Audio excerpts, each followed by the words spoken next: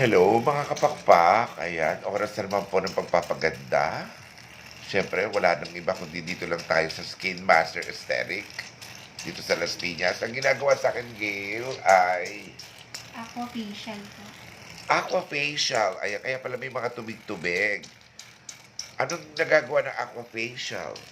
Para po ma-deep cleanse tayo yung face natin and ma-hydrate po yung skin natin. Oh, for deep cleansing. Tsaka ma-hydrate. Ibig sabihin po doon sa mga skin na dry. Oh.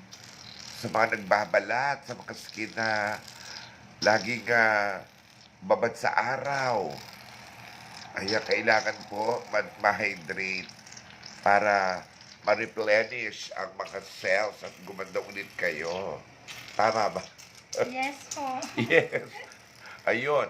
So, aqua facial po, available po ito dito po sa Skin Master Aesthetic. Located po kami dito lang po sa malapit lang sa Las Piñas Bamboo Organ Church, tapat ng Food City.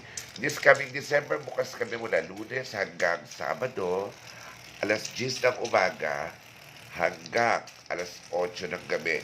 At hanggang hindi kayo gumaganda, hindi kami titigil. Ayan o, aqua facial, available po yan only here at Skin Master. Alam mo, napansin ko, masarap siya sa mukha.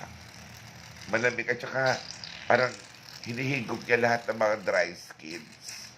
Tama? Yes po. O, di ba? So, magpa-facial na po kayo para po sa mga sunod-sunod na Christmas parties. Maganda kayo. Alright? O, sige. Yan ang latest mula sa Agilang Gala.